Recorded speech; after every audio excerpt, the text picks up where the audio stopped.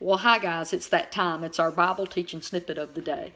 Before I get started, I want to thank Eddie. Hi, Eddie. I want to thank you for driving so far to come and visit and fellowship with our little West Tennessee Grace Network Bible study. We meet there every Thursday at Panera Bread in Jackson, Tennessee. And Eddie, you were a blessing to come and join us.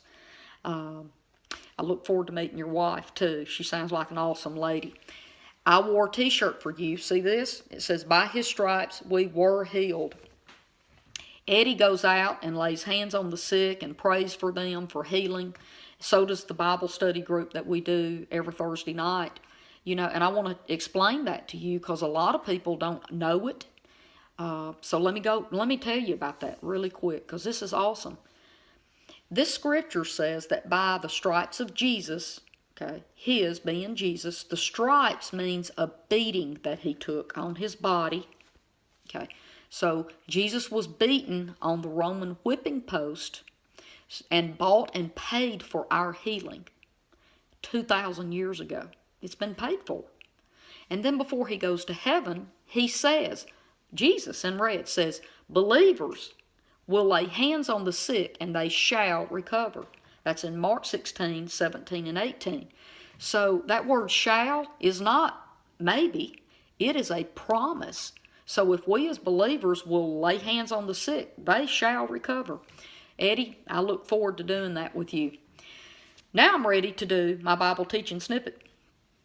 Yesterday we were talking about our imagination and it being creative. It's the same word for conception in the Old Testament. What I want to do today is I want to go back to Mark chapter 6, verse 41, and where Jesus had the 5,000 and he fed them through a miracle. Let me say this, it wasn't just 5,000 people. Okay. Back in the Jewish days, they only recorded the men. They would not have recorded the women and children. There could have been as many as 15 to 20,000 people out there on the side of the lake of Galilee that Jesus fed. When he looked up to the Father, those two words, looked up, is the Greek word anablepo. And that's the word that means to see, to look twice, to see, to envision, to imagine.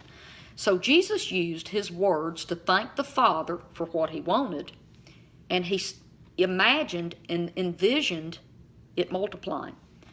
Guys, this is not just something Jesus did. This is something we do as well. It's proven in the Bible. What we imagine and we put our words to will happen. Our words, we speak those, we imagine what we want, envision it, speak the words, and our life will follow that. I want to move over to Ephesians chapter 3, verse 20. I used that verse yesterday too. Watch this. It says, "Glory be to God, who is able to do abundantly, exceedingly, much, much more than anything we can ask or imagine through his power working through us." I've got to give this verse some attention and break it down for you. When I go to a restaurant and I'll order a slice of pie off the dessert menu, and my server says, "I'm going to give you abundantly, exceedingly more than you have asked me to give to you tonight." See, I'm not expecting a little piece of pie no more.